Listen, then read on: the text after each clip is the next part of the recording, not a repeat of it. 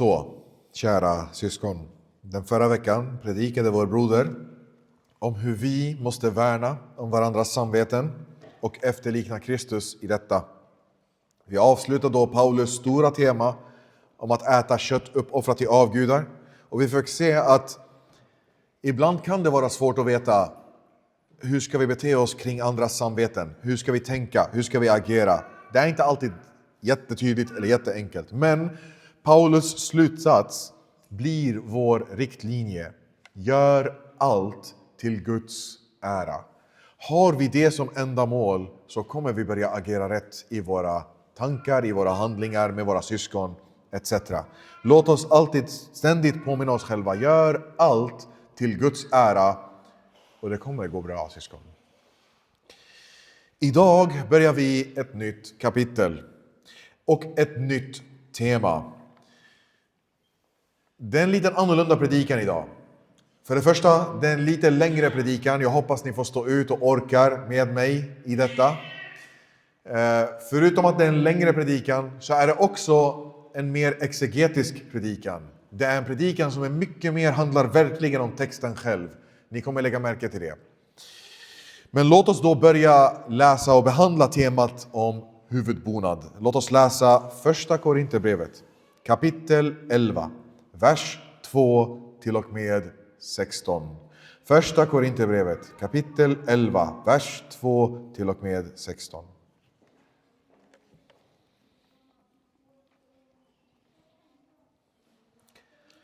Jag berömmer er för att ni tänker på mig i allt och håller fast vid den undervisning som jag har fört vidare till er.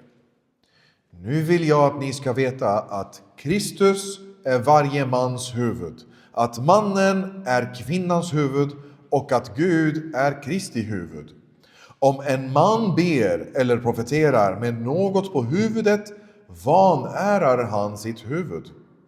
Men om en kvinna ber eller profeterar utan något på huvudet så vanärar hon sitt huvud. Det är samma sak som att ha håret avrakat.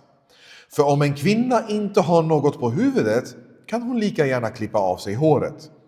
Men om det är en skam för en kvinna att klippa eller raka av sig håret så bör hon ha något på huvudet. En man bör inte ha något på huvudet eftersom han är Guds avbild och ära. Men kvinnan är mannens ära. För mannen kommer inte från kvinnan utan kvinnan från mannen. Och mannen skapades inte för kvinnan utan kvinnan för mannen.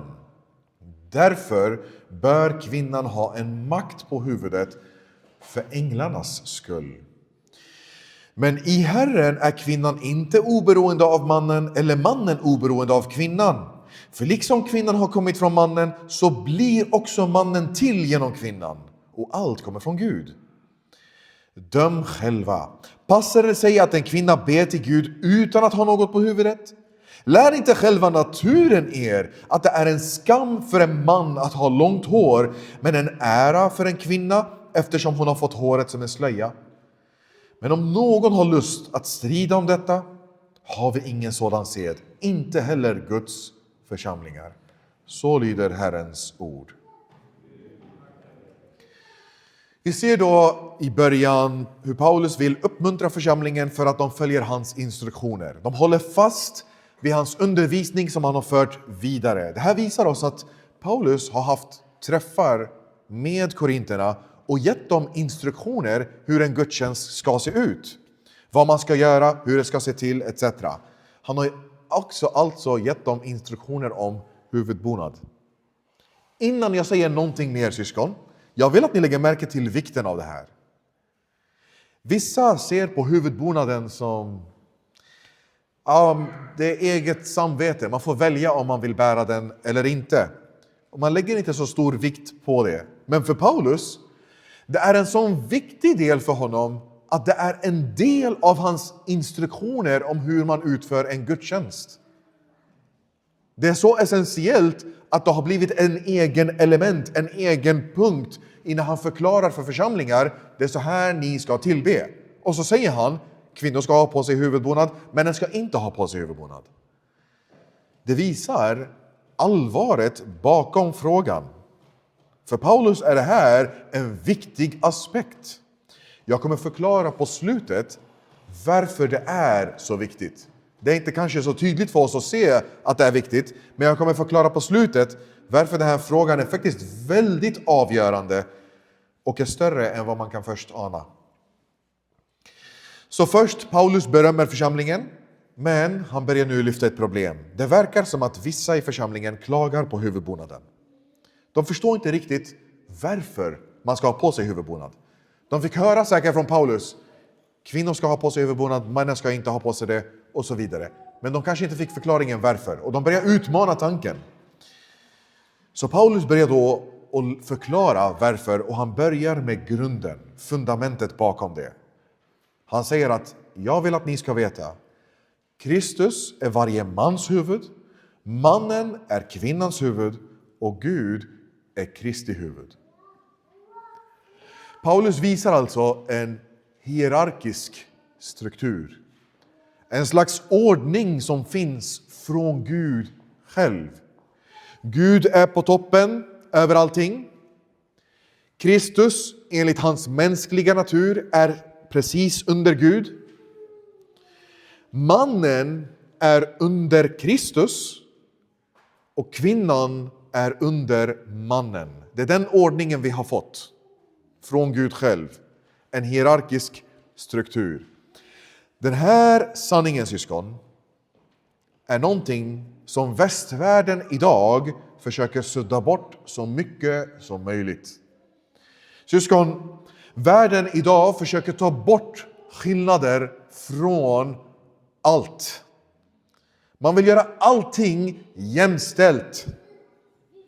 Man ser skillnader som någonting ondskefullt i sig och man försöker eradikera dem i samhället.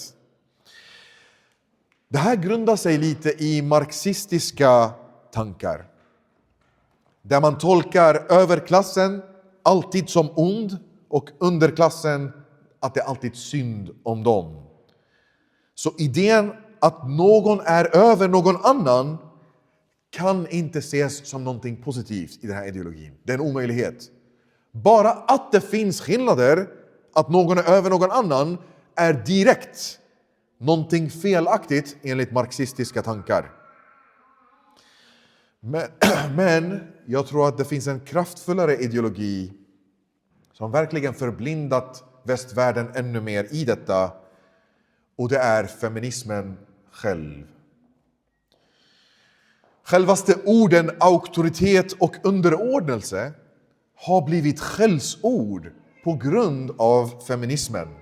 Och tyvärr, syskon, det här har nått kyrkan själv. Det är inte bara ute i världen, det är i kyrkan. Jag menar inte bara kyrkan i allmänhet. Till och med sunda kyrkor har blivit påverkade av det här. Syskon, jag har pratat ibland med sunda bröder som jag respekterar, bröder som jag erkänner och bekräftar, det här är stabila män, som ändå har haft problem med orden auktoritet och underordnelse. Det är nästan som att man vågar inte använda det ordet längre.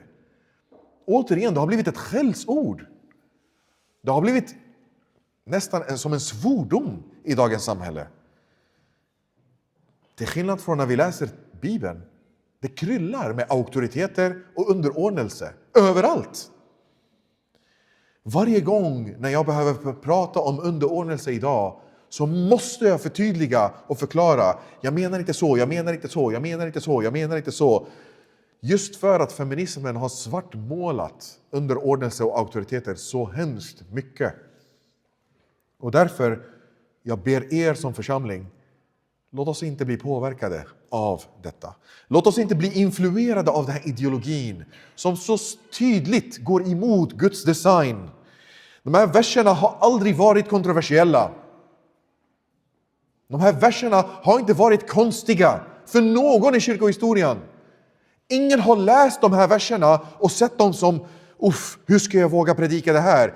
Jag såg häromdagen en pastor där han sa, jag vet inte om jag ens vågar predika den här texten.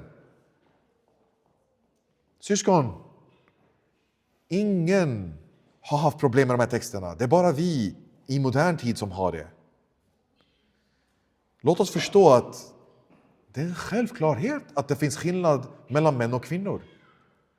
Det är inte fel att vi säger att män är över och kvinnor är underordnade. Det är inte fel att det finns en hierarkisk struktur i församlingen, i världen. Låt oss följa våra förfäder i detta. Det är en självklar och omedelbar sanning att det finns skillnad mellan ledare och undersåtar, mellan auktoriteter och underordnade, mellan män och kvinnor. Och de här skillnaderna är av Guds egna design.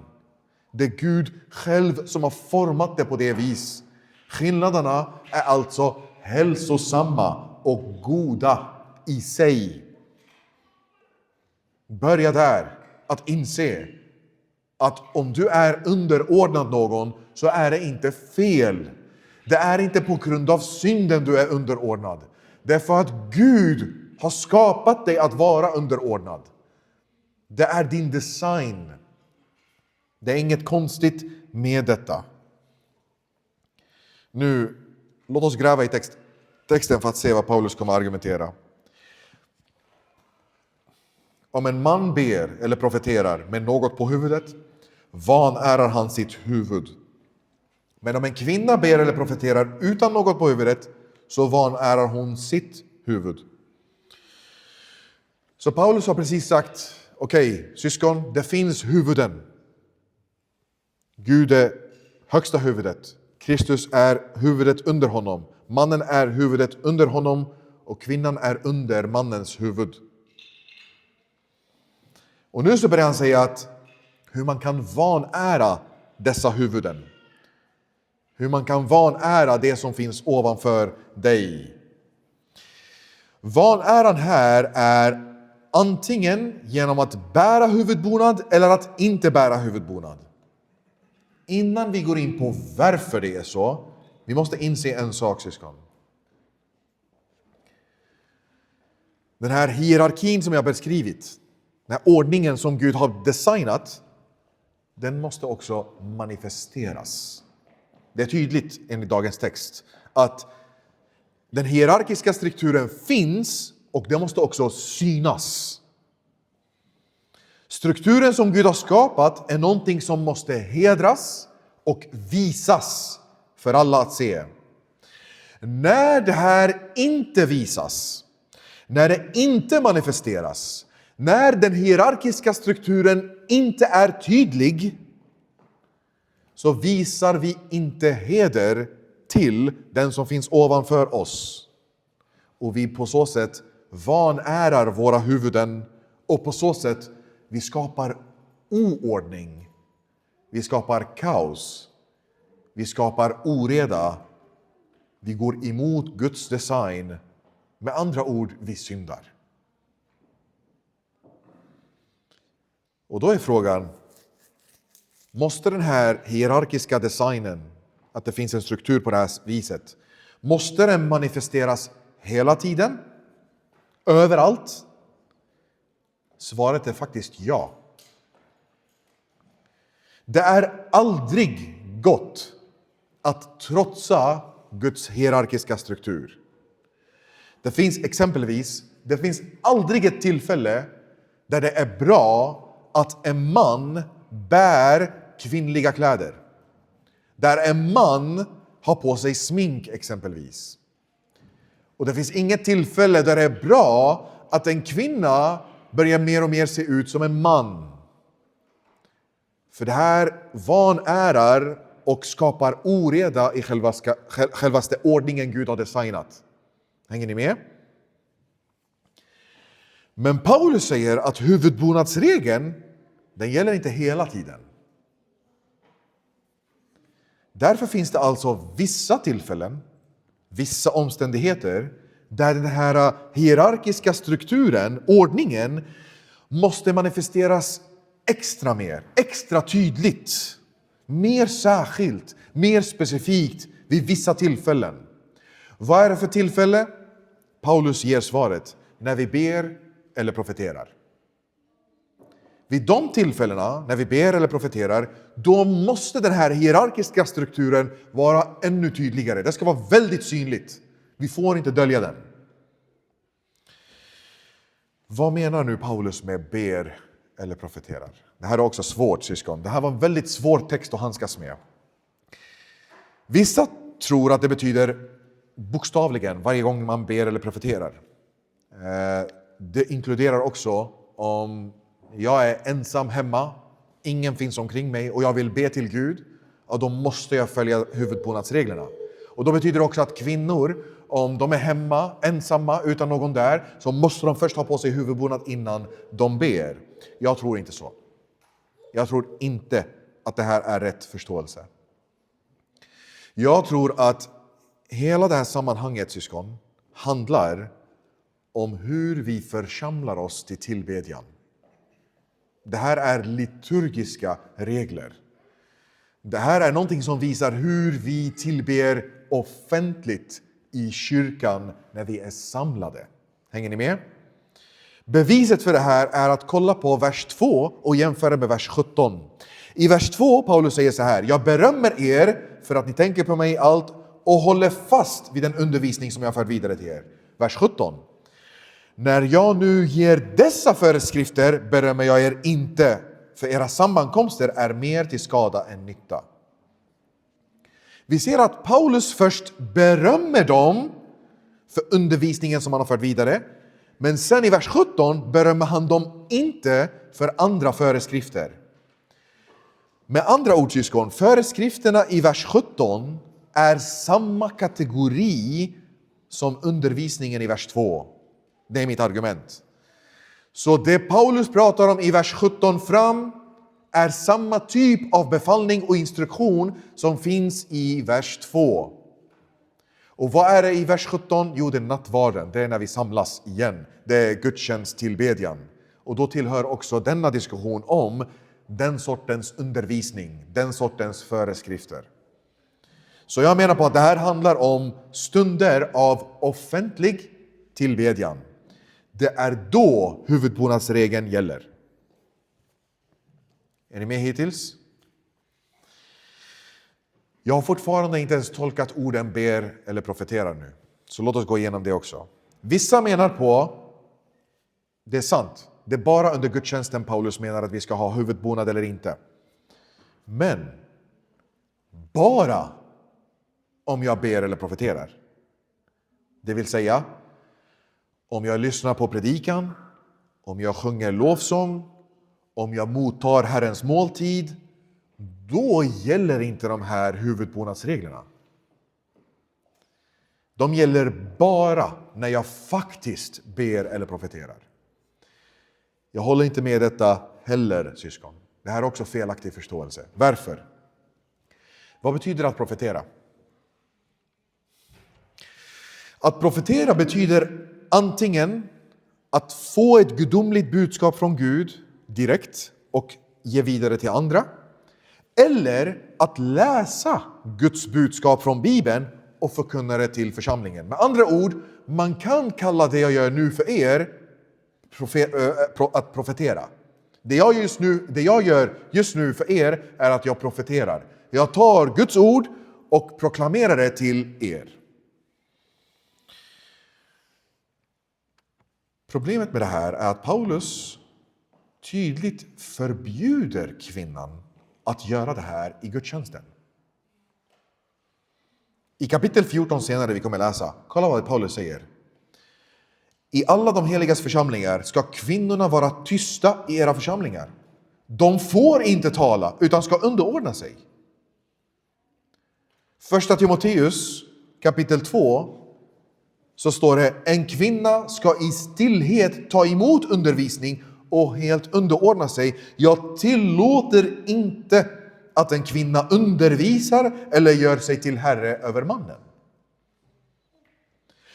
Så om Paulus tydligt förbjuder kvinnan att undervisa, att lära ut i församlingen, så skulle det vara motsägelsefullt att säga fast hon får profetera i församlingen. Hänger ni med? Profetior är ju att förkunna, förklara, förtydliga, ge Guds ord, lära ut. Om han säger det är inte okej för kvinnor att undervisa, att lära ut och så vidare. Och sen säger han, hon får profetera, det skulle vara absurt. Han går emot sig själv. Därför, jag tror inte Paulus menar ber eller profeterar som bokstavligen ber eller profeterar. Jag tror att Paulus använder sig av någonting som vi kallar merism. En litterär teknik. Låt mig förklara. Ni vet, ibland, man kan prata, det är väldigt vanligt att prata så här. Man kan säga, om jag vill prata om en person som tränar mycket. Jag kan säga, han tränade dag och natt. Jag menar inte, han tränade en gång på dagen och en gång på natten. Det jag menar när jag säger dag och natt, jag menar han tränade hela tiden. Eller hur? Det här är en vanlig merism.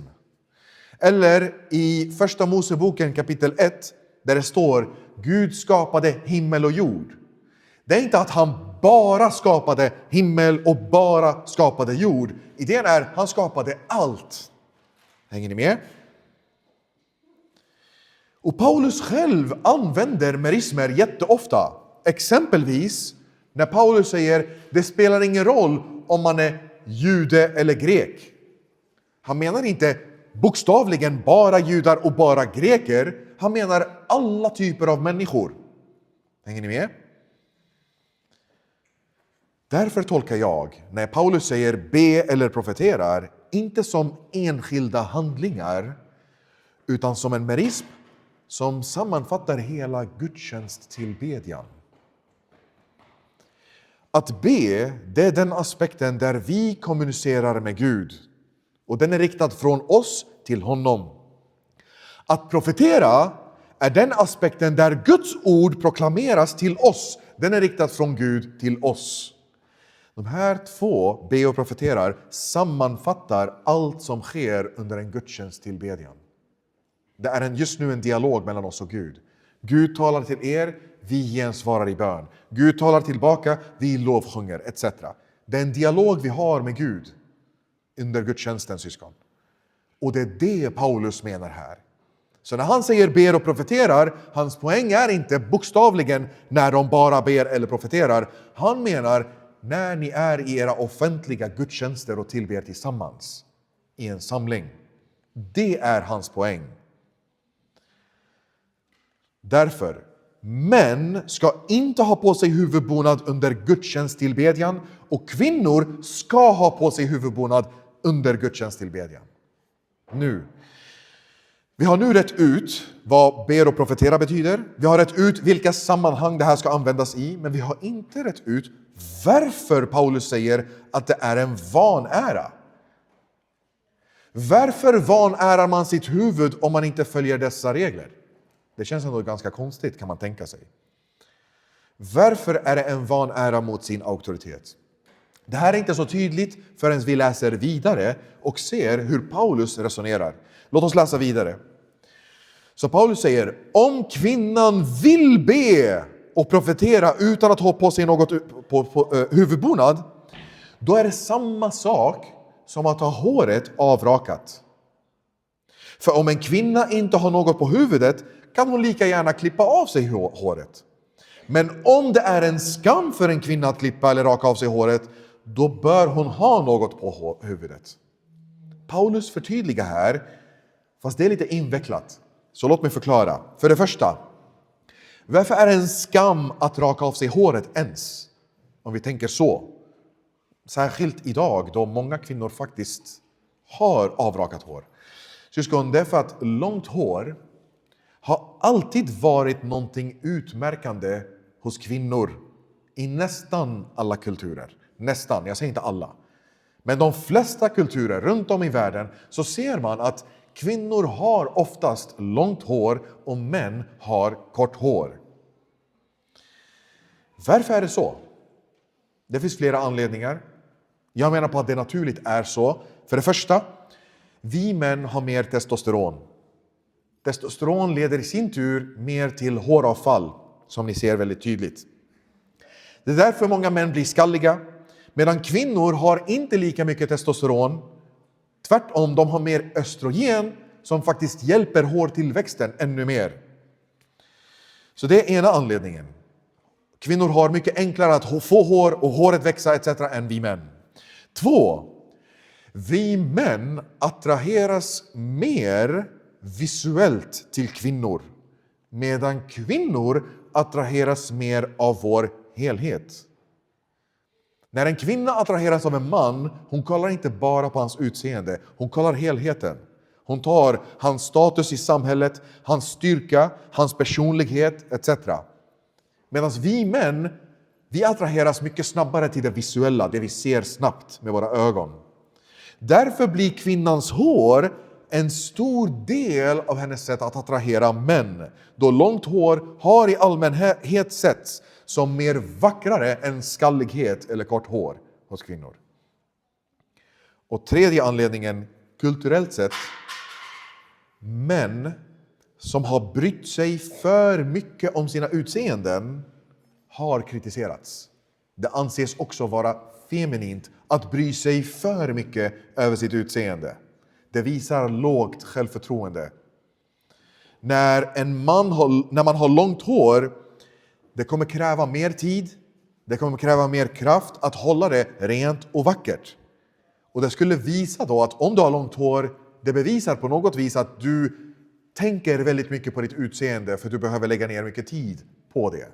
Kulturellt sett har man därför sett att det är skamligt för en man att ha långt hår och vice versa för kvinnan. Så, eftersom långt hår är en egenskap som tillhör kvinnan, som utmärker kvinnan från mannen, då blir det en skam för en kvinna att raka av sig håret, eller hur? Idén är att om hon rakar av sig håret så blir hon som en man. Hon ser ut som en man. Och Paulus resonemang är då så här. Om det är en skam för er kvinnor att raka ert huvud och bli som män, då borde ni förstå att det är en skam om ni ber eller profeterar utan huvudbonad som männen gör. Ni blir som männen då. För männen ber och profeterar utan något på huvudet. Om ni vill göra det på samma sätt så blir ni som dem. Ni vanärar dem, ni tar deras ställning över er och sätter er likställda med dem. Det är poängen. Ni vanärar ert huvud, de som är över er, era auktoriteter, för ni vill göra er själva som dem. Det här är Paulus resonemang. Och nu kan man tänka, okej, men varför ska mannen inte ha något på huvudet? Varför kan inte männen vara de som har någonting på huvudet och kvinnorna vara de som inte har något på huvudet? Varför går inte det? Paulus förtydligar igen. Låt oss läsa vidare. Vers 7. En man bör inte ha något på huvudet eftersom han är Guds avbild och ära. Men kvinnan är mannens ära. För mannen kom inte från kvinnan utan kvinnan från mannen, och mannen skapades inte för kvinnan utan kvinnan för mannen. För det första, syskon, Paulus säger inte att kvinnan inte är Guds avbild. Kom ihåg bara det här. Män och kvinnor är Guds avbild. Fast det Paulus betonar är att mannen är Guds avbild också på ett symboliskt sätt. Och han utstrålar Guds ära medan kvinnan utstrålar mannens eller människans ära. Vad betyder det här? Paulus förtydligar. Mannen kom inte från kvinnan, kvinnan från mannen. Mannen skapades inte för kvinnan utan kvinnan för mannen. Med andra ord. Relationen mellan man och kvinna liknar på ett analogiskt sätt relationen mellan Gud och människa. Gud kommer inte från människan, vi har kommit från Gud. Gud finns inte till för oss, vi finns till för Gud. Därför finns det alltså en symbolisk analogi där män utstrålar Guds ära medan kvinnan utstrålar männen eller människans ära. Och det här lär oss varför en man vanärar sitt huvud om han bär något på sitt huvud. Varför? För han då döljer och täcker Kristi härlighet. Det är det som är bilden här. Eftersom vi män symboliserar Kristi ära, Guds ära, då får vi inte dölja den äran. Vi ska låta det skina. Eftersom kvinnan analogiskt symboliserar män eller mänskligheten, så ska det döljas i närvaron av Guds ära. Hänger ni med tanken här? Det är det som är bilden Paulus vill ge oss. Att vi män, eftersom vår relation till kvinnor på ett symboliskt sätt representerar Guds relation till människan, så ska Guds ära synas, männens ära, vi ska inte täcka oss, medan kvinnans ära ska täckas för att hon representerar mänskligheten. Det är det som är bilden här. Och efter det här bekräftar Paulus och säger, därför bör kvinnan ha en makt på huvudet för änglars skull, säger han. Ännu en svår vers att handskas med. För det första, nu börjar Paulus kalla huvudbonad för makt. Och vad betyder det? En makt på huvudet, det är ganska svårt att veta vad det betyder, men självaste ordet i grekiska för makt, det är också samma ord för auktoritet. Så mest troligtvis, poängen här är att huvudbonaden fungerar också symboliskt som en slags auktoritet. Och den läggs på kvinnans huvud för att visa att hon är underordnad en auktoritet. Det är det som är poängen här också. Huvudbonaden är alltså inte bara någonting som täcker härlighet, det är någonting som visar underordnelse. När du bär en auktoritet på dig så visar du att jag är under någonting. Och eftersom Gud inte är under någonting så får vi män inte ha någonting ovanför oss. Medan kvinnor, kvinnor representerar människor och vi är under Gud, ska kvinnor visa att de är under. För de är underordnade. Men sen säger han för änglarnas skull. Vad betyder det? Och här igen, det finns många tolkningar. Men den enklaste och enligt mig den tydligaste, det är att vi måste förstå att änglar närvarar på våra gudstjänster. Paulus menar att vi ska alltså tillbe Gud på ett sätt som är ordningsamt, som följer Guds hierarkiska struktur för att hedra änglars närvaro bland oss också. Och det här lär oss en väldigt viktig sak om våra gudstjänster, kära syskon. Våra gudstjänster är himmelska. Det är så mycket som händer just nu som vi inte kan se eller höra eller känna med våra sinnen. Det är en kosmisk fest just nu där vi är i himmelriket. Och vi tillber Gud just nu tillsammans med hans änglar och helgonen som har dött före oss. Vi är idag alltså med andra ord inte ensamma. De här tomma platserna ni ser omkring er, de är inte tomma, syskon. Vi är just nu i det himmelska, i vår Guds närvaro, bland massor med änglar som är otaliga att räkna, tillsammans också med alla helgonen som har dött före oss. Vi är inte ensamma i våra gudstjänster. Och det här i sig lär oss om hur viktiga våra gudstjänster egentligen är. Syskon, ni borde hungra efter att komma varje söndag hit. Ni borde längta att aldrig någonsin missa ett tillfälle att få vara med en hel himmelsk här tillsammans. En himmelsk skara som är otalig, man kan inte ens räkna den. Vi är där just nu tillsammans och tillber. Vi smakar på himmelriket själv just nu, syskon. Vi alla, tillsammans med änglar, tillsammans med helgon, är förenade genom vår tro och kärlek till Kristus. Så vi har alla just nu en andlig gemenskap med varandra. Både döda, levande och änglar. Därför, syskon, om ni idag kanske ser att vi är bara 20 pers, 30 pers i församlingen, kom ihåg, vi är inte ensamma. Vi är inte så få egentligen. Vi är en otalig skara tillsammans. Och därför, bete er och klä er och kom på ett sätt som visar detta. Klä er som om att ni är i en himmelsk fest. Bete er som om ni står inför mäktigaste varelsen ni kan föreställa er. Änglar som är bortom era fantasier. Gud själv som är mitt ibland oss. Det är där vi är, syskon. Och det är därför Paulus resonerar på det här viset. För när kvinnor inte bär huvudbonad, eller när män bär huvudbonad, så skapar det oreda och kaos i hur det ser ut i vår tillbedjan. Det här förstör den ordningen Gud har lagt. Så, nu när Paulus har pratat väldigt mycket om hur mannen är kvinnans huvud, mannen är Guds härlighet, kvinnan ska vara underordnad, att kvinnan ska täcka sig. Det kan nästan nu börja låta att okej, men Paulus, det känns som att kvinnan är faktiskt mindre värd på något vis. Och Paulus korrigerar och förtydligar, det är inte vad han menar. Han säger i vers 11, men i Herren är kvinnan inte oberoende av mannen eller mannen oberoende av kvinnan. För liksom kvinnan har kommit från mannen så blir också mannen till genom kvinnan. Och allt kommer från Gud. Det här balanserar och bevisar det jag har alltid sagt, syskon. Ingenting av vad jag har sagt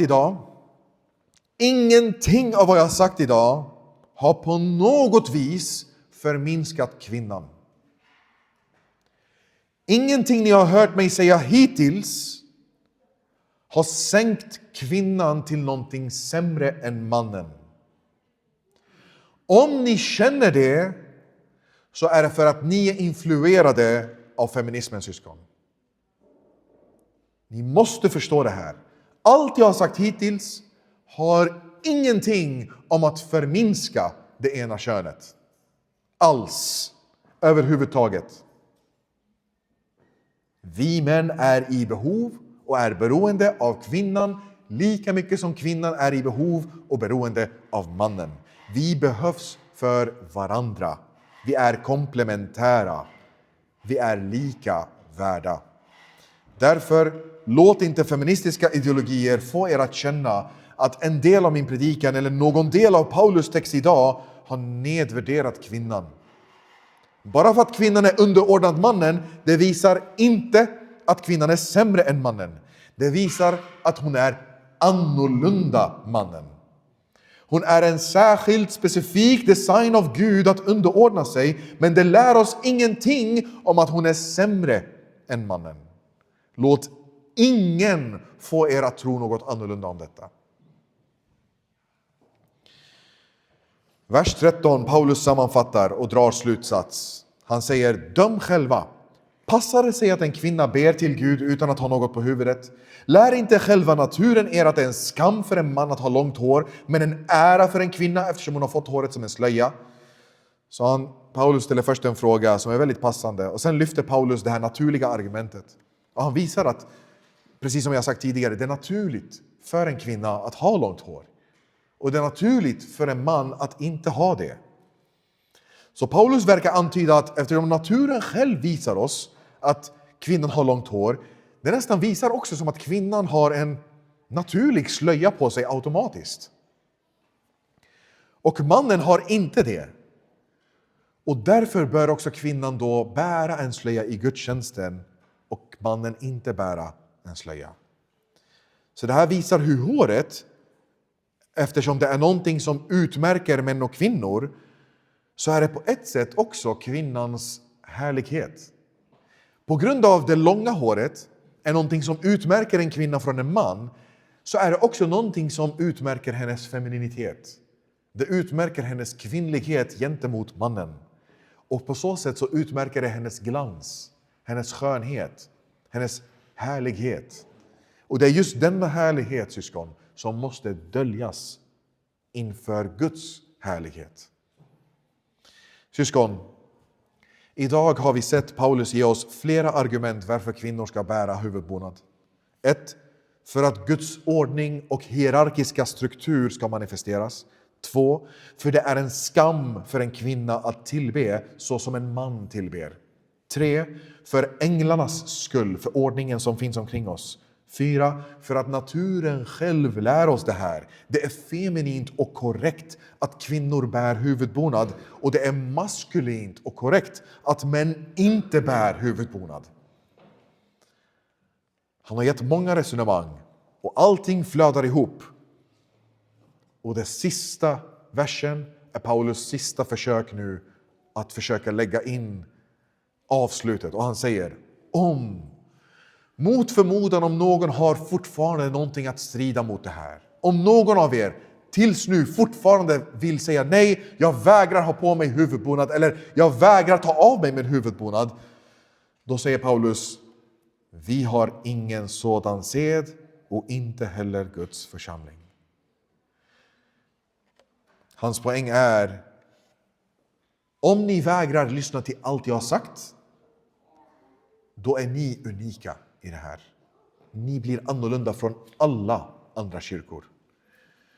Och det är inte gott att vara unik som kyrka. Nu kanske någon tänker för oss, idag är det vi som är unika. Om du kollar på vår kyrka, du ser alla kvinnor bära huvudbonad. Det är vi som är unika och om du jämför med andra kyrkor, för de andra kyrkorna har inte huvudbonad på sig. Så blir det då ett fel från oss, för vi är ju olika nu. I dagsläget så är det vi som inte är som Guds församlingar. Syskon, vi må vara unika idag, men Guds församling är inte bara denna tidsålders församling. Det är den hela allmänna kyrkan som har funnits från Bibelns tid ända tills nu. Det är Guds församling. Vi må vara unika i dagsläget bland de som finns idag, men rent historiskt sett är vi med majoriteten och de moderna kyrkorna är unika idag. Det fanns inte någon kyrka som inte praktiserade huvudbonad, syskon. Jag tror det var i cirka 1500 år. Det var enhetligt. Du hittar inte en kyrka någonstans i världen, i alla kulturer som har funnits, inte en kyrka där en kvinna inte bar huvudbonad. Efter 1500 så börjar vissa tankar uppstå, men majoriteten, en stor majoritet, hade fortfarande huvudbonader. Tills någonting som händer. Jag kommer komma in på det här nu. Syskon, jag vill avsluta predikan. Och jag vill förklara till er varför det här är en big deal. Varför är det här viktigt att praktisera? Det är extra viktigt i vår tid, syskon. Varför? När tror ni att kyrkor slutade bära huvudbonader? Det är cirka 1960. 60-talet. Vet ni vad som också sker vid 60-talet? Feminismens andra våg. Som är på ett sätt roten till all galenskap vi har idag, som Pride och HBTQ-rörelsen. Huvudbonader slutade bäras på grund av att man ville i princip ta bort alla skillnader mellan män och kvinnor. Det här är feminismens grundtanke. Med andra ord, man ville med flit gå emot Guds design. Syskon, låt oss snälla komma ihåg och förstå att om vi inte praktiserar det här med huvudbonader, så är det en attack mot Guds egna design. Det är en attack mot könsskillnaderna som Gud har gett. Och när könsskillnader försvinner, och då är det väldigt enkelt att börja se kvinnliga pastorer uppstå. Kvinnliga biskopar börjar finnas. Och från att acceptera kvinnliga ledare och vi eradikerar könsskillnader, då blir den naturliga följden självklart att HBTQ-rörelsen utvecklas fram. För om det inte finns någon skillnad mellan man och kvinna, varför kan inte en man vara tillsammans med en man? Varför kan inte en kvinna vara tillsammans med en kvinna? Om det faktiskt inte finns någon skillnad. Varför i slutändan kan inte heller en kvinna förändras till att bli en man? Och varför kan inte en man förändras till att bli en kvinna? För de är i slutändan samma sak. Det finns ingen skillnad. Syskon, så här djupt går den här frågan om huvudbonad. Man kan se det som en slags hörnsten. Det här är extra viktigt för oss syskon att aldrig sluta praktisera det här. Vi måste stå upp för Guds design. Den här hierarkiska strukturen som han har gett. Där han har instiftat överheter och underheter, auktoriteter och underordnade, män och kvinnor. Det här är vad som står på spel, kära syskon. Missförstå mig inte. Ni kommer hitta sunda kyrkor idag som inte praktiserar huvudbonad. Det finns än idag kyrkor som till och med aldrig skulle tillåta en kvinna vara en pastor. De har en tydlig förståelse av könsskillnader, men de praktiserar ändå inte huvudbonad. Det finns, det är sant. Vi har till och med kyrkor som samarbetar med oss idag som inte praktiserar huvudbonad på kvinnor. Jag menar inte att så fort en kyrka slutar praktisera det här, det blir en hbtq-kyrka direkt. Det är inte min poäng alls. Fast en sak är tydlig. Går du till en av dessa kyrkor som inte praktiserar huvudbonad som en nykomling, det kommer inte vara en direkt tydlig skillnad mellan en sån kyrka och en hbtq-kyrka. De ser i princip likadana ut i gudstjänsten.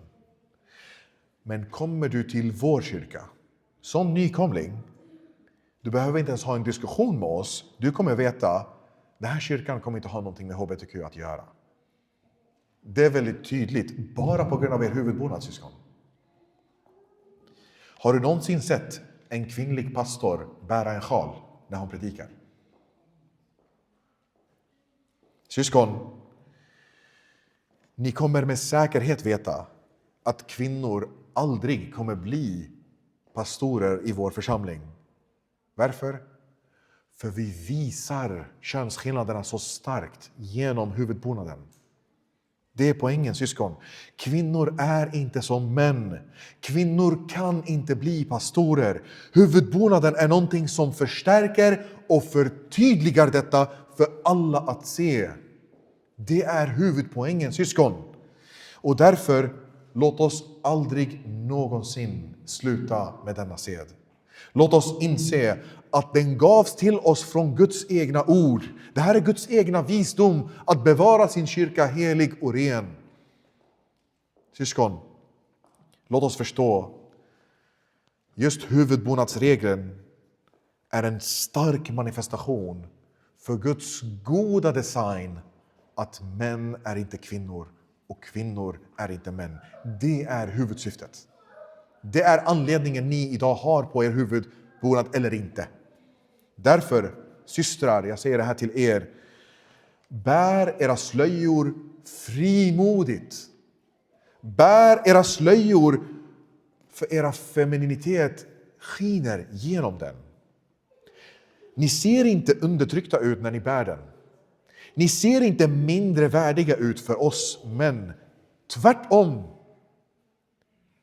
När en man får se en kvinna bära sin kvinnliga karaktär och visa sin underordnade natur, det utstrålar bara kvinnlighet och det är väldigt attraktivt. Kära systrar, ni måste förstå, det här förminskar inte er på något vis alls. Utan det uttrycker er kvinnliga sida starkt. Det visar er skönhet för alla andra att se. Ni är inte män. Därför, systrar, låt oss tillsammans, och självklart bröder också, låt oss manifestera för hela världen hur himmelrikets tillbedjan egentligen ser ut. Låt oss visa världen att det finns skillnader, att det finns en hierarkisk struktur. Och den är inte ondskefull. Den är vacker. Den är god. Den är härlig.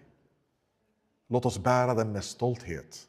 För att på så sätt visa Guds visdom och Guds härlighet till alla som deltar. Och samtidigt också självklart glädja och ära änglarna mitt ibland oss. Amen.